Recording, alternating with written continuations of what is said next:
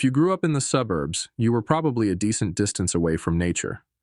I'm not talking about a park or a pond or anything like that, but real deep woods nature. Get away from everything kind of nature. I know I was.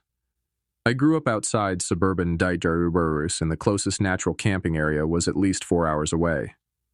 My family had a history of camping. We usually went to the river a few times a year, and a few local campsites a few more than that. But we never really got off the grid. Our campsites always had showers, dumpsters, and piped-in water. Fish and game would always patrol at night. Campers and RVs as far as the eye could see. It was fun. I loved being outdoors. I would beg my parents to let me camp in the backyard, but they always held a firm line. You're not old enough to take care of yourself yet. When I was about 16, I had turned a corner in my parents' mind. I was cleaning up after myself, doing my homework right away, helping around the house. I was maturing right in front of them. I was taking care of myself. This time, when I asked if I could camp outside, they sighed and agreed. I was so excited. For my birthday that year, my parents had got me a small 2-person pop-up tent. They said I was ready to sleep alone on our camping trips, but I think they just wanted some privacy, and I did not want to ask why. That was between them and God, and I was happy to stay out of the equation. I planned on staying outside for a 3-day weekend. We had Friday off from school because of a local holiday, and I spent the day setting up my site. I cleared the land, set up my tent, went grocery shopping for camping food, and my parents even let me dig a little fire pit. When the sun began to set, I said goodbye to parents, hiked the 50 feet to my campsite, and started a little fire. I ate about half a dozen s'mores. I kept the fire going until around midnight. I spent that time reading comics by the lantern light and staying warm. What I noticed is how different familiar places look in the dark. My house was only a stone's throw away from me, but it looked completely foreign in the pitch black. When my parents finally shut down for the evening around 11 or so, it looked even more strange. Even in the suburbs, nature has a way of creeping in, especially at night. Just outside your warm little room, the night awakens all kinds of creatures. The crickets sing, owls fly and hoot, raccoons and possums crawl along the ground. Dogs around the neighborhood bark and howl in the distance. A lot happens without you even being aware. When I started yawning, I had decided that I had probably had enough. I doused my fire with sand and closed up shop for the night. I crawled inside my tent, zipped it up, and laid in my sleeping bag. As crickets chirped outside, I slowly drifted off to sleep. Then I heard it. Cliché as it might sound, I heard a stick snap in my yard. I wasn't worried right away. It could be any number of things. But I did open my eyes and listen a lot closer to what was going on outside my tent. I heard the wind blow and the trees in my backyard rustle, but nothing that sounded like a person walking around. I debated getting up and going outside, but my rational brain kept me in check. If it was a person and they wanted to do me harm, what could I possibly do? I laid my head back down and closed my eyes, but I knew there was no way I was going to fall asleep anytime soon. I kept my ears open and listened for anything out of the ordinary. Any other twig snapping or someone walking through a pile of leaves or something. After 15 minutes or so, satisfied I hadn't heard anything out of the ordinary, I finally drifted off to sleep. When you sleep outside, you wake up when the sun comes up. For me, that was around 6:30 in the morning, and I was not exactly pleased. I had a rough night's sleep and not nearly enough of one. I needed to go to the bathroom, so I put on my flip-flops, unzipped my tent, and walked out. That's when the blood drained from my face. Just outside the door on my tent were a few footprints. They were hard to see because most of my yard is grass, but in the dirt from my freshly dug fire pit, I saw 2 as clear as day. They weren't mine. They were huge. My heart nearly came out of my chest. My mouth went dry and my brain felt fuzzy. Was there someone outside my tent last night and I didn't know? Did I almost die because I was too afraid to check it out? I felt my legs start to wobble a bit, but I caught myself. I sprinted towards my back door, careful not to look behind me. I whipped open the door and was surprised to be greeted with the smell of bacon. My parents were already up and cooking breakfast. They turned to welcome me, but when they saw my chalk-white face, they paused. "You okay, honey?" my mom asked. Yeah, I'm fine," I lied. "You don't look fine," my dad added. Rough night's sleep is all. I think the neighborhood dogs were excited by the moon or something. Okay, my mom said, not believing a word I said. We made some breakfast to surprise you, but you came bursting in here. Oh yeah, I have to go to the bathroom, I said, and walked out of the room. I went into the bathroom and splashed water in my face and took several deep breaths. I was fine. Nothing happened. I needed to keep my cool, or my parents would never let me do anything like this again. I told myself I was being dumb and nothing happened. I almost believed it myself. When I sat down to eat my food, my dad looked over at me and smirked. What? You're a loud snorer, he said with a chuckle. You heard me from out there, I said, shoveling eggs into my face. No, he said, looking away. I came out last night to check on you. Dad! We wanted to make sure you were okay, Mom added. And it was. You'll understand when you have kids one day. When did you come outside? Around 1-ish, I think. Then the tumblers clicked. Wait, where did you stand to listen to me? In front of your tent. Why? I started laughing. It was my dad, of course. I nearly shot eggs out of my nose. My parents looked at each other and then back at me. I had a dream I saw you, I said, lying. I must have seen you outside my tent. Not as quiet as I thought, he said, taking a bite of toast. I guess not, I said, catching my breath. Seriously, though, I'm fine. Last night went off without a hitch. Tonight will be no different. They nodded in agreement. I felt fine again. I took a swig of OJ and could feel my entire body relax. There wasn't anyone out there. Why would there be?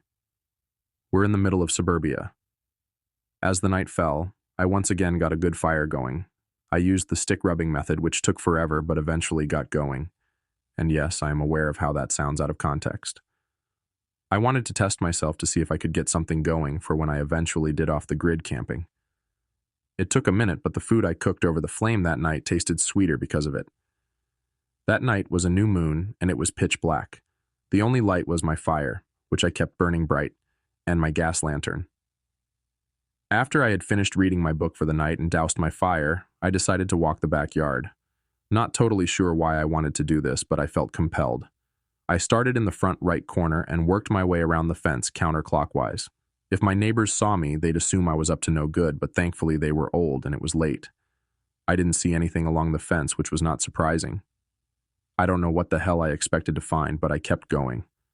When I got to the far right corner, I stopped and stared into the backyard of the neighbors directly behind us. I couldn't see much. They had a line of hedges that worked like a privacy fence.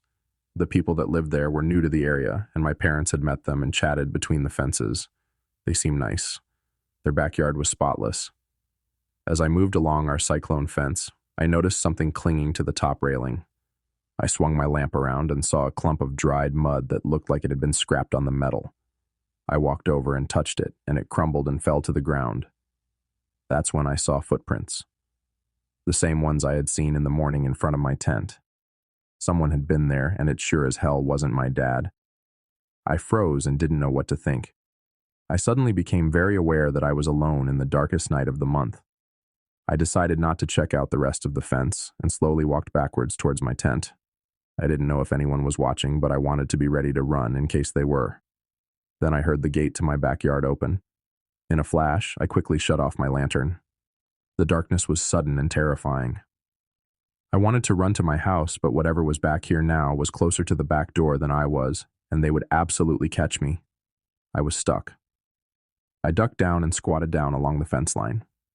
I held onto my lantern because if it came down to it, I was going to bash this into the face of whatever the hell had come into our yard. I didn't realize it at first, but I had started to shiver from fear. Whoever walked into my backyard didn't close the gate behind them. My guess was they wanted it for an easy escape route for when they finished.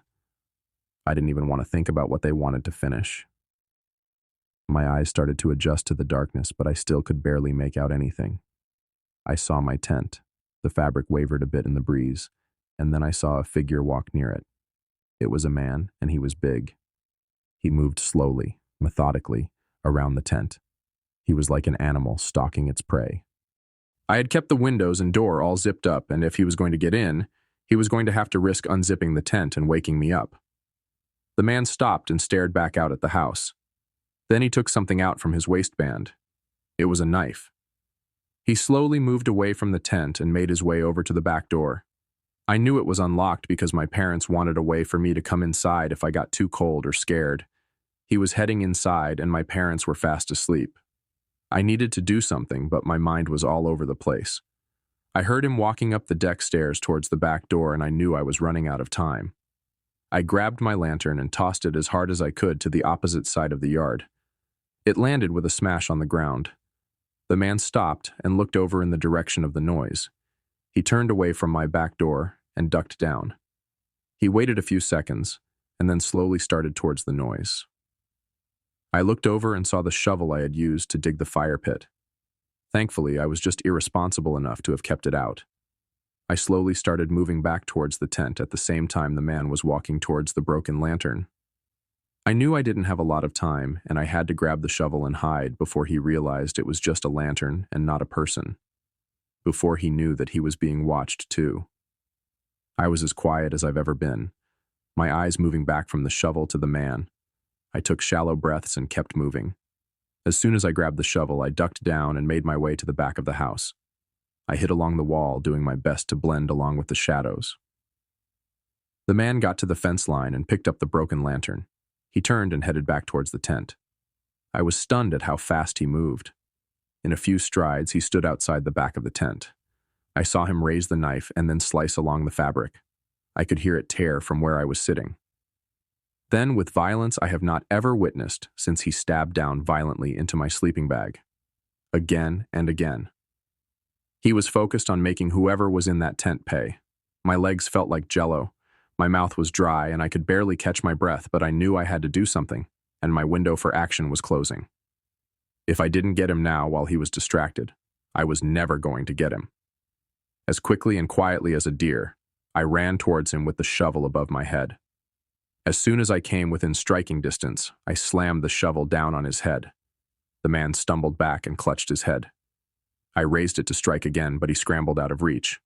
I yelled. I yelled as loud as my voice could go. I kept yelling.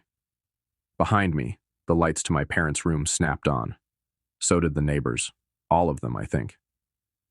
The man got up, dropped his knife, and ran, hitting the gate and stumbling as he ran away. My parents came rushing out and I dropped into their arms in tears. I never hugged them tighter in my life. The police came and took a report, roped off the scene, and took evidence. I learned later that a few people had been stabbed to death a few towns over, and this was probably the same person. It didn't make me feel any better. Nothing ever came from the police report. They never found the guy. My parents installed security cameras and our camping trips dropped down to 0. I've had a lot of counseling over the years and I've even gone camping from time to time. Never managed to do any off-the-grid camping. I had a strange request from my parents. I wanted his knife. I knew it was evidence and I might not ever get to see it, but I had to ask. The police said they needed to hold on to it, but about 5 years later they closed the case and gave it to me. I have it still, a memento of the bravest thing I've ever done. I've moved on from that town and tried to leave everything in the past. Every once in a while I get a tickle down my spine like someone is watching me. It's probably PTSD, but sometimes I wonder. I always look for footprints in the soil outside my house. So far, I haven't seen any. But last night, when I let my dog out into the backyard, I swear I heard someone jump over my fence.